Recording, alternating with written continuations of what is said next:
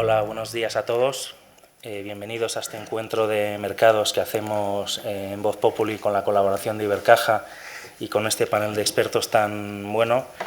Es un placer celebrarlo de nuevo, ya es algo recurrente, yo creo que ya es la tercera edición en la que celebramos este encuentro para hablar de algo pues tan apasionante y a la vez tan complicado hoy en día como es pues enfrentarte a los mercados, ¿no? Ver qué dicen, qué nos proponen en un entorno como el actual, con tipos al cero, con globalización, con márgenes a la baja, con volatilidad, con tecnología. Entonces, pues vamos a tener un par de paneles. Yo creo que todo el mundo ha visto el programa.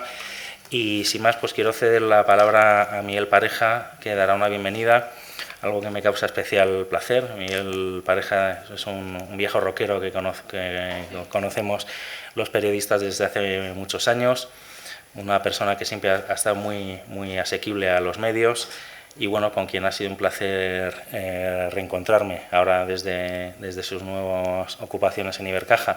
Pues le dejo que nos dirija unas palabras y a continuación empezamos con las intervenciones. Gracias.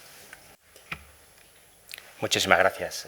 La verdad que para mí también ha sido pues ilusionante volver a encontrarnos después de tantos años y rememorar aquellos años de brokeraje y aquellos años de mesa de operaciones y de hablar en tiempo real de lo que estaba pasando o de lo que creíamos que estaba pasando. Bueno, pues honestamente, señores y señores, muy buenos días a todos y de verdad estamos muy agradecidos de que podamos contar con su presencia en un día como hoy.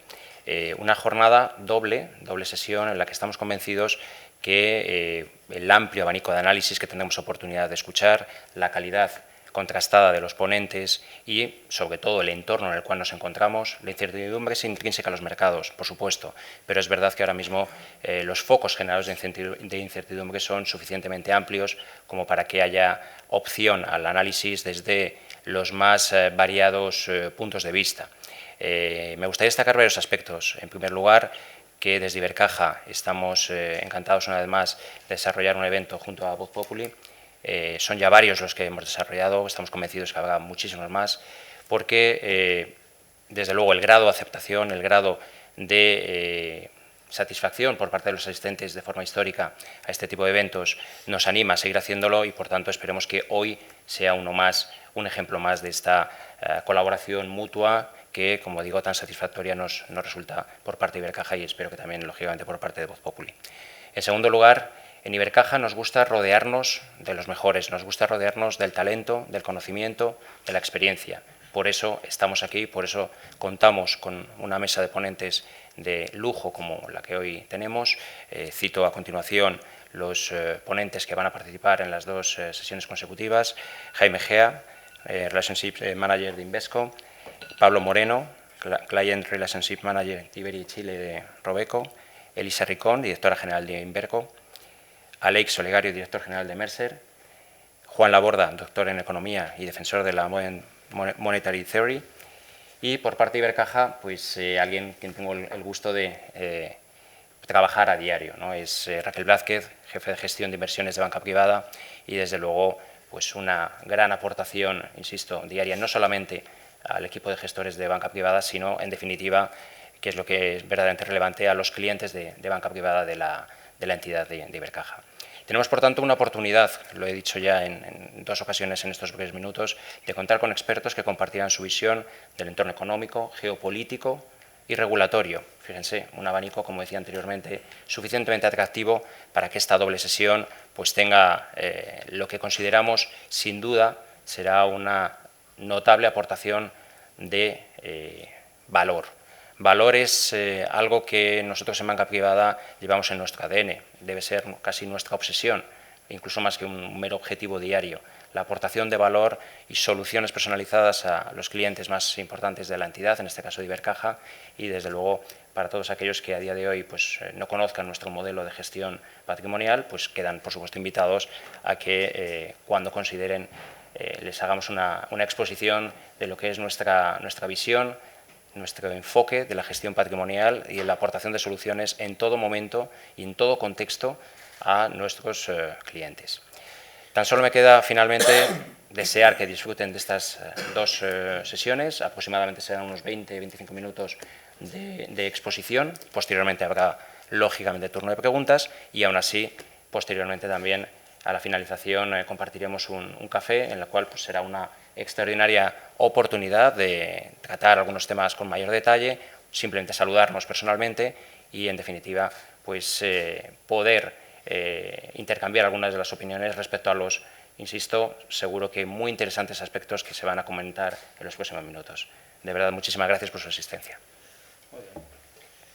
Vale, gracias, Miguel. Pues sin más, te cedo la palabra a Raquel para que nos hables un poquito de mercados, de qué es lo que viene, y a continuación te coge el testigo a mi izquierda, Jaime, y continuamos. Y al final, al extremo, pues continuará hablándonos Pablo un poquito de sostenibilidad, de fintech, de en fin, lo que tenemos encima. Así que sin más, Raquel, te cedo la palabra. Gracias. Bueno, lo primero, muy buenos días a todos. Muchísimas gracias por su asistencia y muchísimas gracias, Manuel y Miguel, por vuestra presentación, vuestra invitación, y un placer estar aquí hoy con vosotros y compartiendo mesa con mis compañeros. Situación de mercados, entorno macro. Yo creo que el año pasado y en parte de los nubarrones de la recesión acechan y pues muchísimas veces hablamos de, oye, estamos en un entorno de recesión, desaceleración, y eso es lo que muchas veces pues nuestros clientes o inclusive compañeros, gestores nos preguntan, ¿no? La verdad es que nuestro escenario central es que estamos en una situación de desaceleración económica, en una fase avanzada del ciclo de crecimiento económico, en una fase madura, y por lo tanto estamos viendo una desaceleración que ya la veíamos viendo en la segunda parte de 2018, pero no estamos en una situación de recesión. El Fondo Monetario y otras instituciones expertas a nivel mundial están hablando de crecimientos para este año del entorno del 3,3%, Fondo Monetario, o inclusive pues la OCDE lo ha rebajado recientemente en torno del 3% o 2,9%. Por lo tanto, no estamos hablando de recesión. Sí que hay una divergencia entre diferentes áreas económicas, y esa desaceleración pues tiene sus diferencias de velocidad y de intensidad, pero no estamos en esa situación en ningún caso estamos teniendo como nuestro escenario central la situación de recesión. Eso por el lado de crecimiento económico.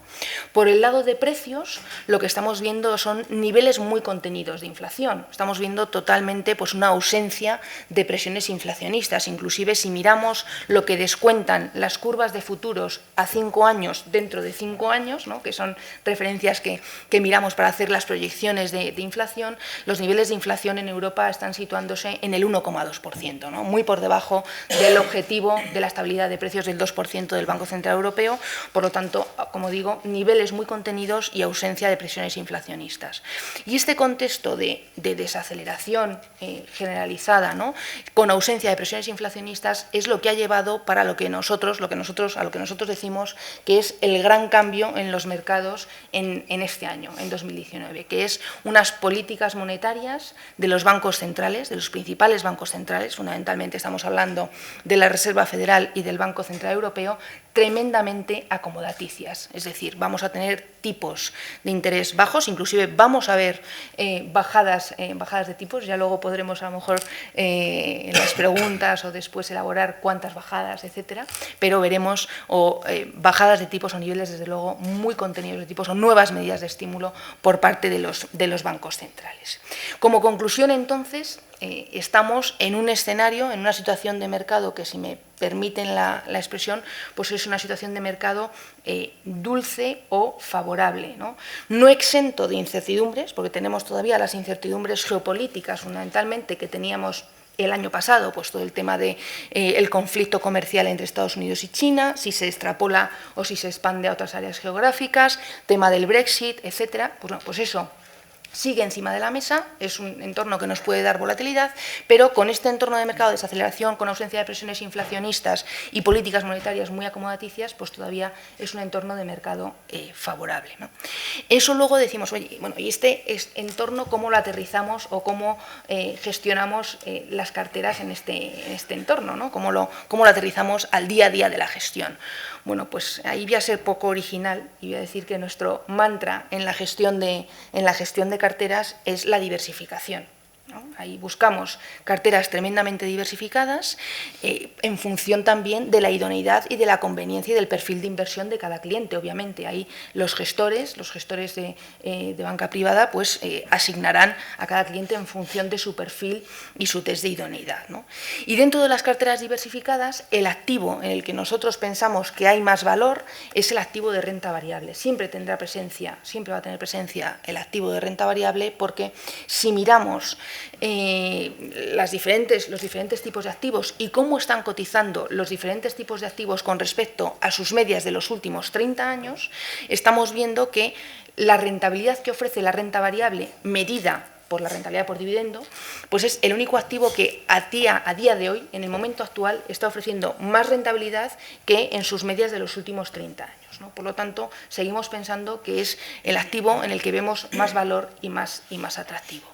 Ya por finalizar, si miramos por geografías, vemos que a nivel táctico, pues quizá Estados Unidos está en lo que nosotros denominamos fair value, precio justo, y ahí tenemos un posicionamiento un poquito más neutral en los niveles actuales, que está prácticamente pues en máximos históricos. Europa es la zona la que vemos pues menos querida, ¿no? Con menos flujo de inversión, y que está cotizando con un descuento de dígito simple alto respecto a sus medias históricas. Y emergentes, ahí hay que ser selectivos, pero también vemos valor. O sea, ahí la verdad es que está cotizando pues, con descuentos de doble dígito en el entorno del 15-20% con respecto a sus medias históricas. Eso a nivel táctico. A nivel estratégico, buscamos carteras globales, con presencia fundamentalmente con foco en mercados de crecimiento, Estados Unidos, mercados emergentes, eso por la parte de renta variable. Y si nos vamos a la parte de renta fija, obviamente en esta situación de políticas monetarias tremendamente acomodaticias, ¿no? Inclusive pues, con Banco Central Europeo, con tipos al cero, inclusive abre la puerta a los tipos en negativo, pues hemos visto cómo el discurso de Sintra, ¿no? De Draghi la semana pasada, pues llevó los tipos de interés de la deuda pública pues todavía más abajo, ¿no? o profundizando en tipos negativos en el caso de Alemania en algunos plazos, ¿no? en otros países de la eurozona, con lo cual ahí en deuda soberana vemos poco valor, poco atractivo, salvo en momentos puntuales de tensionamiento de mercado o determinadas geografías, como puede ser a lo mejor Italia, por la particular situación idiosincrática que está viviendo, pero como digo, en términos generales, deuda soberana poco valor, y buscar también diversificación en renta fija, ¿no? Pues a través de crédito, a través de high yield, a través de renta fija emergente, ¿no? Con lo cual, pues ese es un poquito el panorama que nosotros estamos viendo y pintando en las carteras, ¿no? Muy bien, o sea que optimismo moderado, mucho cuidado, muy selectivo, y esta vieja Europa que se nos mira desde fuera un poquito con recelo, nos mira un poquito como ese dinosaurio que tiene que ponerse las pilas, que tiene que dar la batalla por la innovación, ¿no? Ser glamurosa para el mercado, me parece que has dicho, seducir a los mercados. No sé si coincides, un poco cuál es tu visión. Bueno, lo primero de todo, muchas gracias a Voz Populi y a Ibercaja por invitar a Invesco y a Robeco a este panel. Desde Invesco, la realidad es que a día de hoy no estamos viendo una recesión a nivel, o sea, por dar unas pinceladas básicamente del mensaje de Raquel, la macro no es tan mala como se lee en los titulares de prensa, ¿no? Se lleva hablando de recesión en Estados Unidos desde principios del 2017, si no recuerdo mal, ¿no? Y no vemos una recesión en Estados Unidos. Lo que hemos visto es pues que ha habido cierta desaceleración sincronizada a nivel global en los países desarrollados, tanto en los países emergentes, más concretamente en China, y eso viene un poco determinado por la pasada de subida de tipos de interés por parte de la FED el año pasado, ¿no? Esas condiciones financieras pues un poco más fuertes de lo normal, y luego además por pues la manida guerra comercial entre Estados Unidos y China, pues que no termina de resolverse, ¿no? Entonces, en este sentido, por hablar, pues, por ejemplo, de aquí, de la parte más de Europa, ¿no? también se ha visto afectada Europa por esa desaceleración, ¿no?, a nivel global.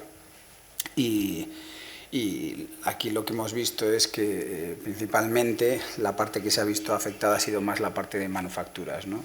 Los PMIs manufactureros de las grandes economías europeas se han visto lastradas un poco por la producción industrial en Alemania, pero la parte de servicios ha sido fuerte, y en agregado los PMIs, los indicadores alentados de la eurozona, en agregado está en terreno de expansión, ¿no?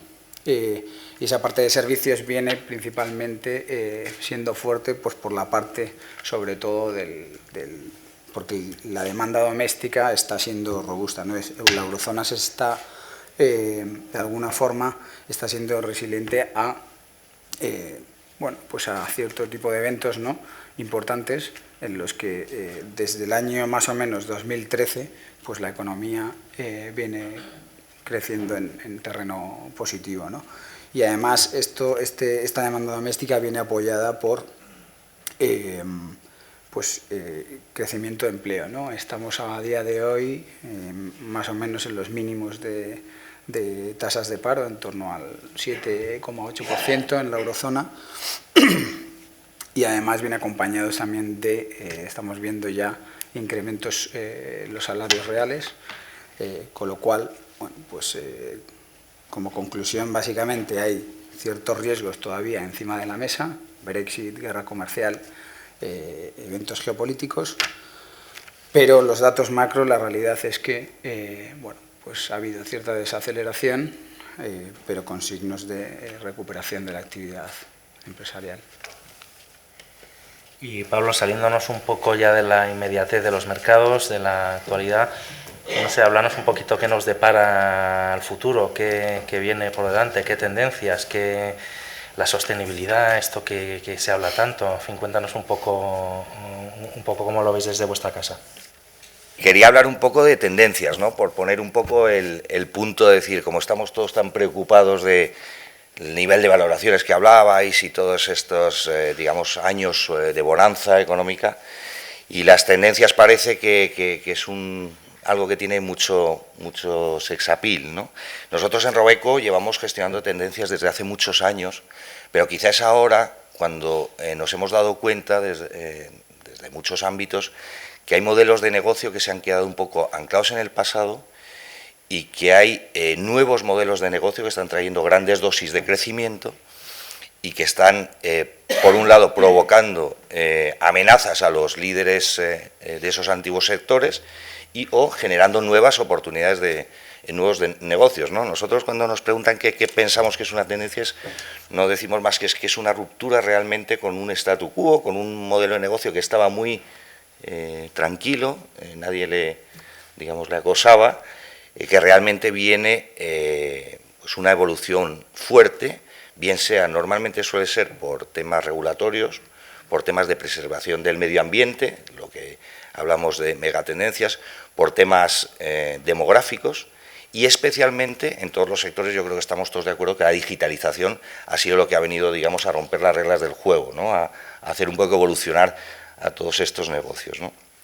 Todo esto provoca tasas fuertes de crecimiento y provoca que nosotros los gestores nos planteemos que hay otras maneras quizá de gestionar, no quizá tan tradicionales, en las que es importante, por un lado, identificar cuáles son las tendencias de crecimiento y cuáles son las modas que hay que evitar, porque hemos dicho que es una tendencia, pero lo que no es seguro son las modas que hay que intentar evitar.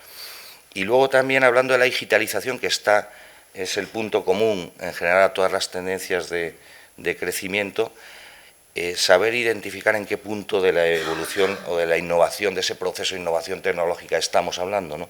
Porque es muy distinto, y nosotros utilizamos lo que es la curva de Gartner para definir en el momento de la innovación en el que está el sector correspondiente, que siempre se habla de que una innovación viene con muchas expectativas, con valoraciones altas, sin saber exactamente cuál es el modelo de negocio que va a triunfar finalmente. Luego vienen las desilusiones, y no hace falta que nos vayamos muy atrás, y yo creo que todos nos acordaremos de ese momento de la desilusión del año 2000, Pero luego hemos visto que efectivamente había mucho de razón en que Internet tenía mucho futuro. Lo que pasa es que quizá era demasiado prematuro. Por tanto, lo que decimos es que la gestión de las tendencias, primero es identificar si estamos en ese momento de mucha ilusión, pero mucho desconocimiento, o hemos pasado ya a una etapa realmente de identificar los ganadores, y básicamente proponemos dos maneras de gestionar. Una sería cuando estamos en ese momento del hito tecnológico que no se sabe muy bien cuál es el modelo que va a triunfar, diversificar la cartera lo mayor, digamos, de la manera más amplia posible, porque además hay muchas pequeñas compañías, muchas startups incluso, que son tan jóvenes que no se puede prever.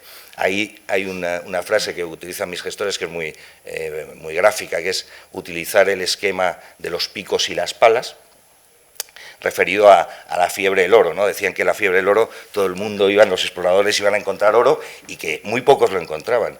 Y que realmente lo interesante ahí era montar la tienda de los picos y las palas cerca de las exploraciones, porque esa persona sí que iba, o ese empresario sí que iba a sacar beneficio.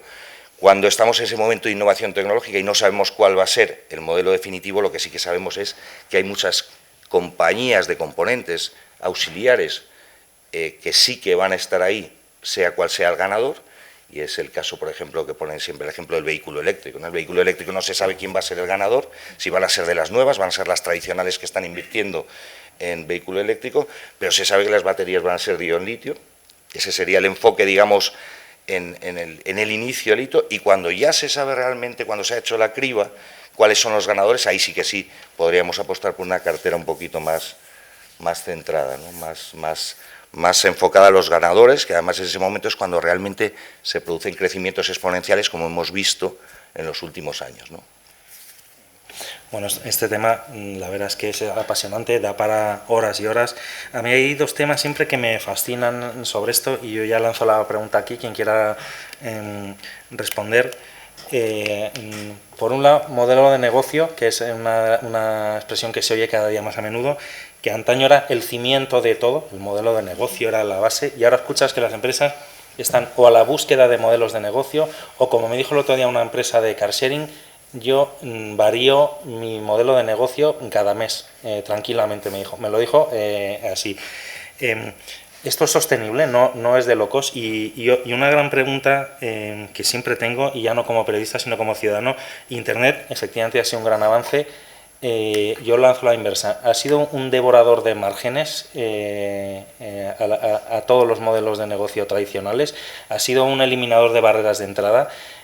¿Cómo ha afectado de manera positiva a los modelos de negocio o negativa? Bueno, yo doy mi opinión, pero no quiero capitalizar aquí la mesa. Yo lo que sí que dicen los estudios, que ha cambiado un poco el modelo de negocio, en el sentido de que en los balances, por ejemplo, cuando hablan de las empresas del S&P, los activos tangibles hace 20, 30, 40 años eran el 80% y ahora los intangibles son el 70 o el 80%. Eso da idea de lo importante de la tecnología, lo importante de la reputación, lo importante de la marca y lo importante también del dinamismo, ¿no? Y decías, los nuevos entrantes efectivamente se han aprovechado de que las barreras de entrada se han reducido mucho, se ha democratizado de alguna manera muchos negocios, porque la tecnología se ha hecho más accesible. En ese sentido, sí que los modelos de negocio, yo cuando hablo de empresas tradicionales, ¿no? Y incluso cuando nos acordamos de nosotros mismos o de nuestros padres, cuando entraban a trabajar en empresas tradicionales, eran empresas que nacían, crecían, se reproducían y vivían. Y ahora parece que es el ciclo de las empresas: nace, crece, muere, se reproduce. O sea que las empresas tienen duración más limitada, y efectivamente la tecnología ha hecho que la gestión tenga que ser más dinámica, ¿no? Ahí en la misma línea de lo que dice Pablo y lo que tú comentas, ¿no? Yo estoy más de acuerdo con el segundo que te decía, la capacidad de adaptación. Yo creo que hoy día, con los cambios tan rápidos que estamos viviendo en el mundo, ¿no?, quien no tenga capacidad de adaptación no es capaz de sobrevivir. Y yo creo que ahora mismo, según lo estabas comentando, pues se me venía a la mente ejemplos como Nokia. Nokia, pues bueno, pues en su momento era líder, ¿no?, en teléfonos móviles. Cuando hablan de las pantallas táctiles y empieza a aparecer el iPhone, en su momento dice, bueno, esto no va conmigo, a mí no me afecta. Y bueno, pues ahora vemos todos dónde está Nokia, que quizá vuelve a tener luego un poquito de predicamento cuando queremos desintoxicarnos del WhatsApp y demás, pero es un tema muy marginal, ¿no? O sea, que con lo cual yo ahí sí que creo que la capacidad de adaptación es fundamental, ¿no? Y si me permites, por acabar el tema, es la capacidad también de adaptación a la gestión de nuestras carteras. No se trata de mover mucho las carteras, pero en tendencias, y eso también es importante cuando hemos dicho, vamos a identificar a los ganadores, es el momento de apostar por los ganadores. Has puesto un ejemplo, pues a lo mejor que hay que tener, digamos, una continua monitorización de que esa ventaja competitiva se sigue manteniendo, ¿no? Porque efectivamente hay algún ganador del pasado que puede ser perdedor del futuro. Entonces, y en eso, en la gestión de uno de nuestros fondos, el Consumer Trends, han sido muy dinámicos en gestionar la propia tendencia al consumo digital. Empezaron estando enfocando más en los dispositivos, en el hardware, para cuando vieron que ese crecimiento en esos dispositivos, digamos, llegaba a un momento de equilibrio, un momento de crecimiento menor, decían, bueno, ¿para qué utilizar ese hardware? Entonces era el momento de meterse en redes sociales, en comercio electrónico, etcétera. Cuando ese mercado comienza a estar ya, las tasas de crecimiento no son tan interesantes, pues a lo mejor es el momento de cambiar a los pagos móviles o al streaming de música, que supongo que hablaremos de todos estos temas más adelante, con lo cual es apasionante cómo el dinamismo propio de la economía tiene que hacernos a los gestores también, sin perder el norte, siempre con la visión de largo plazo, pero también en el caso concreto de las tendencias ser quizá algo más dinámicos.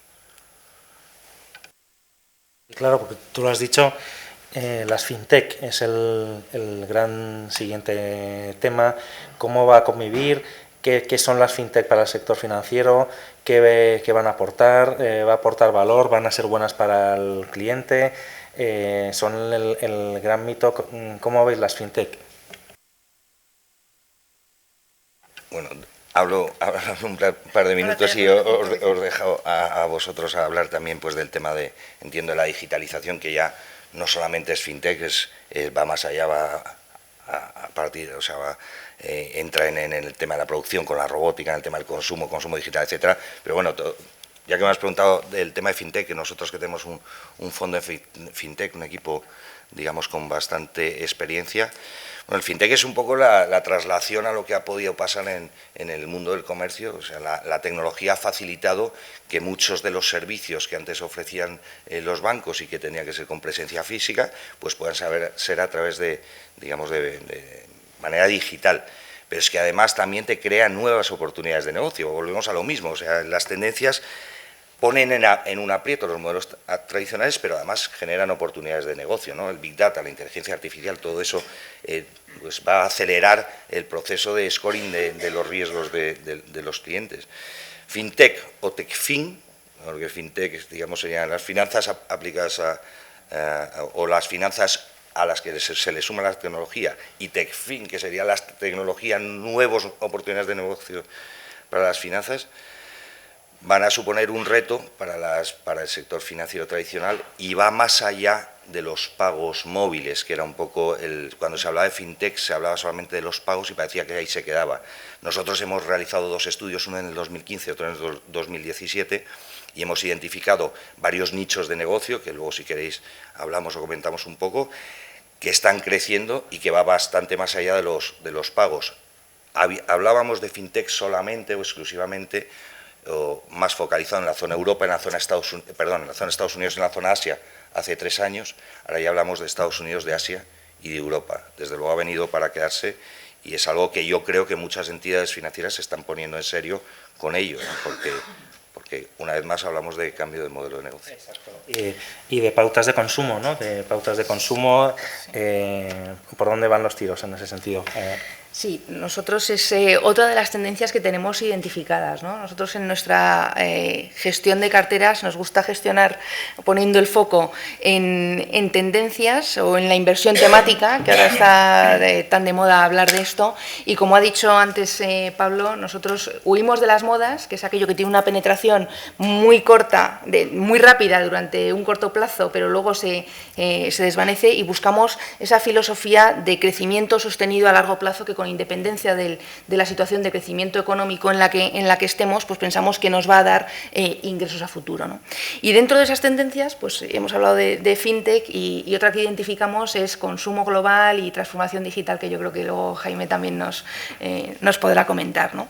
Y dentro de consumo global, yo creo que hablar de consumo es hablar de personas, de crecimiento demográfico, de crecimiento de población y de crecimiento de una población cada vez con mayor capacidad económica, ¿no?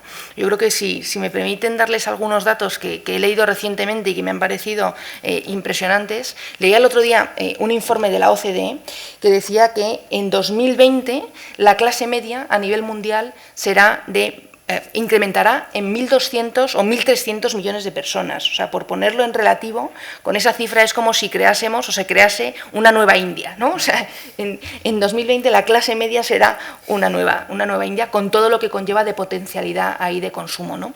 Y luego también otros datos que me parecían muy interesantes es que cada segundo, o sea, ahora ya miramos el reloj, cada segundo sale una persona de la extrema pobreza en el mundo, y cada segundo 5 personas en el mundo entran en lo que se denomina clase media. Clase media a nivel mundial son aquellos que ganan al día entre 10 y 100 dólares, ¿no? Con lo cual, todo eso, la verdad es que estos datos me parecen interesantísimos desde dos puntos de vista, ¿no? El primer punto de vista, pues, es desde un punto de vista sociodemográfico, lo que implica que de esos 1.200 o 1.300 millones de personas que en 2030 serán clase media, el 90% viene de países emergentes, ¿no? Con lo que implica de mejora de la calidad de vida en esos países, ¿no? Y desde el segundo punto de vista, porque eso lo podemos aprovechar a nivel de negocio, a nivel económico, para buscar rentabilidad o ideas de inversión en nuestros ahorros, ¿no? Con lo cual, a mí eso, pues, desde luego, me parece importantísimo, porque si miramos a nivel de consumo lo que esas clases medias consumen al año, la clase media consume al año 35 billones de dólares, con lo cual, pues ahí hay una potencialidad espectacular y potencialidad tremenda, ¿no? Y eso está cambiando, pues todas estas dinámicas demográficas están cambiando las dinámicas de crecimiento a nivel global. Estamos viendo cómo en países emergentes están cambiando, está habiendo tendencias, que también es otra tendencia, ¿no? El salir del entorno rural hacia el entorno urbano, y eso también te da, pues, más calidad de vida, y te da que esa nueva sociedad, esa nueva clase media quiere consumir pues productos de lo más diversa índole, ¿no? Desde productos de consumo básico, que hasta entonces no consumían, pastas de dientes, champús, etcétera, productos de consumo aspiracional, consumo tipo de lujo, me estoy pensando, pues, en bolsos, relojes, etcétera, o inclusive tecnología, ¿no? Tecnología, y ahí podemos enlazar con todo lo que implica, ¿no?, el consumo tecnológico y la transformación digital, ¿no? Ay, perdón. Sí, la verdad es que desde Invesco lo que vemos es que la gran, bueno, estamos hablando de tendencias, megatendencias. La gran tendencia secular lo engloba todo un poco la conectividad global, ¿no? Esa transformación digital, ¿no? ¿Por qué? Porque se están produciendo unos cambios muy disruptivos. La tecnología está avanzando, bueno, avanza, y es que no avance año a año o mes a mes, sino es que avanza día a día, ¿no? Entonces, eso lo que está produciendo es una disrupción en el comportamiento, en los hábitos de los consumidores, ¿no? A la hora de cómo gastamos nuestra renta disponible en ocio, viajes, consumo de música, consumo de televisión, consumo de publicidad, ¿no? Todo esto, pues, está provocando cambios importantes en los hábitos de los consumidores, ¿no? Además, estos cambios no se están produciendo solo a nivel local o regional, sino que se están produciendo a nivel global, con lo cual el ser proteccionista en un mundo en el que el avance tecnológico va a una velocidad inmensa, ¿no? Pues el ser proteccionista es dar un paso atrás, ¿no? O sea, el empeñarse en proteger tu parcelita, pues yo creo que no tiene ningún sentido. ¿Por qué? Porque la tecnología está rompiendo todas las barreras de entrada en el comercio internacional. Entonces, pues básicamente eso, que son cambios pues, que se están produciendo a nivel global, ¿no? Y luego también esta transformación digital, ¿no? Lo que está dando está propiciando pues, un entorno muy bueno, muy propicio para la gestión activa. ¿Por qué? Porque se están produciendo, básicamente, creo que lo has comentado tú, Pablo, pues claros ganadores y claros perdedores, ¿no? de este tipo de modelos de negocio, de tendencias, ¿no? disruptivos. Entonces, pues aquí, básicamente, pues el modelo, por ejemplo, que comentabas tú, el ejemplo de Nokia y Apple, ¿no? O incluso el ejemplo de Kodak, ¿no? También, ¿no?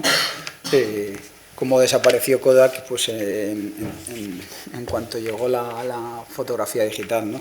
Y de hecho es curioso, pero tuvieron enfrente una cámara digital de un tamaño pues como puede ser prácticamente este aparato de aquí, y no le dieron importancia, ¿no? Igual que Nokia en su día pues tampoco le dio importancia al tema del táctil, ¿no? Entonces, este entorno es muy propicio para esa gestión activa, para los gestores, para que hagan análisis fundamental, para que consigan captar cuáles son esas tendencias y quiénes van a ser los claros perdedores de cuota de mercado y los claros ganadores de cuota de mercado, porque al final se van a traducir en crecimientos, ¿vale? En beneficios empresariales de doble dígito, ¿no? Totalmente de acuerdo, ¿no? O sea, ahí nosotros, como gestores, volvemos al tema del modelo de negocio, ¿no? Manuel, que comentabas antes, ¿no? Tenemos que identificar aquellas compañías que son ganadores estructurales, y para ello pues es importantísimo compañías que tengan ventajas competitivas sostenibles. En el caso de compañías que lleven a cabo expansión internacional, pues que sean los primeros entrantes en el mercado, que tengan una fortaleza de marca importantísima que les dé capacidad de fijación de precios en diferentes entornos, ¿no? Y es ahí pues donde nosotros pues tratamos de identificar esos atributos que pueden ser las 5 fuerzas competitivas de Porter, que todos estudiábamos en la carrera, y hacer ese diagrama, ¿no? Y buscar esas compañías que pueden ser de más diversa índole, ¿no? Y sectores, ¿no? Como decíamos, consumo básico, pues estoy pensando, pues puede ser Colgate, Danone o Nestlé, o te puede ser pues ya de tema de lujo como Louis Vuitton, por ejemplo, o ya de deportes, ¿no? Consumo más aspiracional, tema de Nike, ¿no? Y dentro de los consumidores, yo sí que quería comentar que dentro de la temática de consumo global podemos capturar distintas tendencias. Hemos hablado de la captura de la clase media, pero también podemos hablar del envejecimiento o el aumento de la esperanza de vida poblacional, ¿no? Que eso también tiene impactos en otra tendencia, que es el tema de la sanidad, del tema del sector farma, ¿no? Con todo lo que y sus subsectores adyacentes, ¿no? O el tema también de la nueva generación digital y el nuevo consumo de la generación Y o Z, o como queramos llamar, ¿no? No, sin duda estás tocando temas capitales, ¿no? Esa eclosión de clase media probablemente es la mejor noticia que puede tener la humanidad, algo que deberá incidir también en sostenibilidad, porque cientos de millones de personas incorporándose al consumo generan una gran obligatoriedad de preservar el planeta, lo cual es un nuevo vector de crecimiento, más otro tema que me parece que es una clave del cambio de paradigma que nos viene en este siglo XXI, que es el alargamiento de la esperanza de vida, la sanidad. Eso cómo nos va a cambiar yo creo que ninguno de nosotros pueden imaginarlo, ¿no? Si vamos a vivir 100 y pico años, cómo tenemos que cambiar nuestra mentalidad, ya no solo económica, con nuestro trabajo, con nuestra previsión del ahorro, sino nuestras relaciones. Vamos a tener amigos durante 120 años, vamos a tener parejas durante cientos de años. Eso nos va a obligar.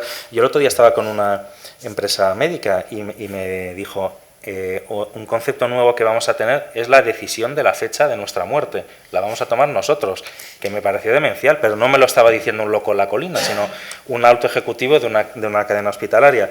Y sin embargo, todo este proceso de globalización has tocado un tema que a mí me interesa mucho, y yo creo que al ciudadano también, que es el proteccionismo, porque estamos hablando de derribar barreras de tecnología, de globalización, de clase media que se incorpora al consumo sin barreras, pero sin embargo el ciudadano todos los días ve en el telediario o en la prensa que hay una cosa que se llama guerra comercial Estados Unidos-China, que se ha desempolvado una palabra que parecía ya obsoleta, desterrada del diccionario de la RAE, que es aranceles, y que ves artículos de vez en cuando de analistas que dicen cuidado con la guerra comercial, que no sabemos la que nos viene encima, y el ciudadano, entre los que me incluyo, dice pues yo creo que los tiros iban para allá, pero ahora están diciendo que va para allá. ¿Qué se puede aportar a esto, si es que se puede aportar algo? Sí, bueno, al final yo creo que las economías, bueno, la macroeconomía o la economía de los países desde hace ya unos años pues le está costando o sea, los crecimientos potenciales que veíamos precrisis pues les está costando a los países alcanzar esos niveles de crecimiento, ¿no? ¿Por qué? Porque la inversión ya no es la que era, eso por un lado, y el consumo sí que está tirando de las economías, pero lo que también vemos es que la inflación, pues, que es un objetivo que quieren llegar todos al objetivo, las grandes economías desarrolladas quieren llegar a ese 2%, pero no se llega a ver cómo se alcanzan o cómo se traspasan esos niveles, ¿no? Entonces, el crecimiento, pues llegar a esos crecimientos potenciales les está costando. Entonces, aquí lo que estamos viendo es también pues cierta guerra comercial, guerra de divisas, puedes llamarlo, ¿no? Para conseguir de alguna forma competitividad, ¿no? Y poder crecer en ese PIB, ¿no? Entonces, a través de la avanzada comercial, pues ya sea debilitando tu moneda con respecto a otras, te haces más competitivo o incluso, pues como vemos que está haciendo el señor Trump y es con esos aranceles, pero que al final es dar un paso atrás, porque eso se va a repercutir esos aranceles al final se van a ver lastrados en la productividad o en un mayor coste de los productos que estará de alguna forma lo acabará derivando en el consumidor final, con lo cual pues no esa amenaza o de no llegar a esos niveles de crecimiento pues está haciendo que las grandes potencias pues tengan ese afán de proteccionismo, ¿no? Bueno, pues empezamos ahí un poquito ya justos de tiempo. Si alguien desea hacer alguna pregunta también, pues simplemente con levantar la mano, todos tienen su micro. Simplemente, pues aunque nos conocemos muchos de los que estamos aquí, pero con identificarse, yo creo que encantados de atender al público.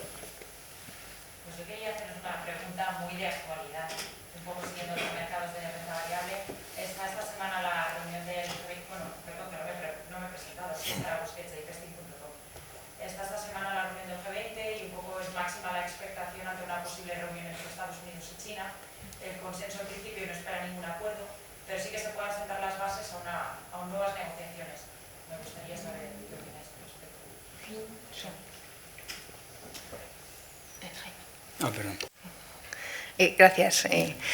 Pues nosotros estamos también con el consenso, el escenario central, y por lo que han venido comentando pues las partes implicadas, ¿no? Pues parece que sí que van a tener finalmente ese encuentro, esa reunión que a principios de mes o en mayo se ponía en duda que se pudiesen inclusive sentar, ¿no? Pues parece que finalmente se van a sentar, y lo que esperamos, pues no esperamos efectivamente pues una claridad tremenda o una solución en el conflicto, pero sí que se sienten, como bien apuntas, pues esas bases para seguir avanzando en las negociaciones, ¿no? Nuestro escenario central no es el de ruptura de ambas partes de negociaciones, sino un avance y un acuerdo que esperamos pues, que sea más pronto que tarde, ¿no? No tenemos que olvidar que el año que viene pues, son elecciones en Estados Unidos. Al señor Trump, pues imagino que también le interesará presentarse ante su electorado, pues como que ante sus potenciales votantes, ¿no? Que como que ha logrado cerrar un acuerdo, ¿no? Con lo cual, pues bueno, pues yo ahí sí que creo que para ambas partes sería beneficioso el escenario de acuerdo, con lo cual ese es nuestro escenario central, ¿no? Pero sí que es verdad que es la fecha clave este fin de semana, entre el viernes y el sábado, pero ahí no pensamos que bueno, pues que pueden establecerse las líneas generales de negociación, pero no un acuerdo definitivo, ¿no? Ese es el escenario central.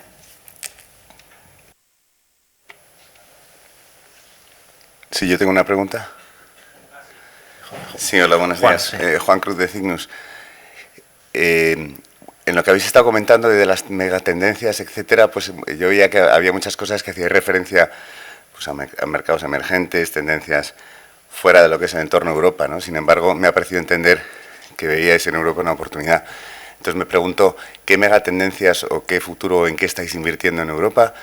Aparte de geriátricos y a lo mejor abogados matrimonialistas, porque 100 años de matrimonio no va a aguantar nadie, ¿no?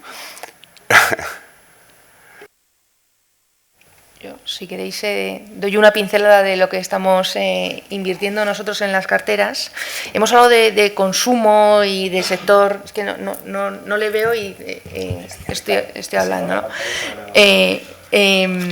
Hemos hablado de consumo y de sector farma, y es algo en lo que estamos invirtiendo en Europa, pero también estamos invirtiendo en algo que es cíclico y poco popular, ¿no? Y son los autos. Por ejemplo, tenemos la exposición autos, que es un sector que está cotizando pues, a 4 o 5 veces beneficios, con unas dinámicas de transformación en un momento en el que todos los sectores yo creo que están en plena transformación de sus modelos de negocio, pero qué duda cabe que el sector autos pues también está impactado por el tema del coche eléctrico, del coche autónomo, y no tenemos que olvidarnos que por el tema de regulación pues también todo el tema de las emisiones diésel. Ayer veíamos inclusive pues un profit warning de Daimler al hilo de este tema, ¿no? Pero sí que pensamos que los incumbentes del sector seguirán siendo incumbentes, tiene que haber consolidación en el sector, y eso es lo que nos están trasladando las compañías cuando nos reunimos con ellas. Habrán visto que encima de la mesa pues, ha estado recientemente la operación entre Renault y Fiat, ¿no? Yo creo que se podrá seguir avanzando en esas negociaciones, y es bueno, pues alguna de las temáticas en las que estamos invirtiendo en Europa, ¿no? Pues el sector autos, como decía, el sector farma, obviamente, y sector transportes también de líneas aéreas, pues por ejemplo, también es una dinámica, una temática en la que estamos invirtiendo. Porque abogados matrimonialistas cotizados no hay muchos, ¿no? Que yo conozca. No, yo puedo decir que desde el periódico nosotros tenemos relación con todos los fabricantes de auto, y ya hace tiempo que nos dicen que ellos no son fabricantes de autos, son operadores de venta de minutos de movilidad. Y eso te lo dicen los grandes colosos, tal que así dice. Y hombre, evidentemente a un padre de familia con muchos hijos que necesite un monovolumen, pues sí, se lo va a tener que comprar y seguramente se va a tener que endeudar, pero las nuevas pautas de consumo hacen que le tenga que dar soluciones a medida, y seguramente los millennials, las nuevas clases medias, etcétera, necesitan soluciones cortas, no tienen la menor intención de endeudarse por la movilidad, porque el coche como bien les interesa poco, y ahí se están metiendo. Y estoy hablando de los grandes colos, quizás las marcas de ultralujo no, pero las marcas de clase media, las asiáticas por supuesto, dicen no, soy como una operadora móvil, una vendedora de minutos, en mi caso de movilidad. Pero bueno, sí. si quieren por comentar, ahora me está viniendo a la mente pues otro tipo de compañías en las que también invertimos, ¿no? Ha estado hablando Jaime de temas de transformación digital y todo lo que implica eso pues en cambios de procesos industriales. En Europa no tenemos las grandes tecnológicas tipo Facebook o redes sociales como tienen, o Alphabet, ¿no? Como hay en Estados Unidos, pero sí que tenemos compañías muy importantes de consultoría cotizadas que implican procesos, las contratan las empresas industriales pues para cambiar sus procesos productivos, ¿no? Y estoy pensando pues en SAP, en Atos, en Capgemini, pues son compañías europeas en las que también invertimos, ¿no? Y desde luego pues de consumo básico y consumo global, pues estoy pensando pues en compañías, seguro que todos ustedes conocen las pastillas estas Strepsils, ¿no? Cuando tenemos afonía, pues Henkel, por ejemplo, pues es otra compañía, o compañías de adhesivos, de detergentes, ¿no? Pues eso que tiene una penetración tremenda también en emergentes y también es una compañía muy fuerte europea, aparte de las que hemos comentado anteriormente, ¿no? Danone, Nestlé, etcétera. ¿No queréis añadir nada más? Que nos hemos dejado seguramente muchas cosas en el tintero, pero ya empezamos a ir un poco justos de tiempo. Podemos dar paso al siguiente panel. Luego tenemos un coffee break donde podéis hablar con los ponentes, hacer un poquito de networking, preguntarles lo que consideréis.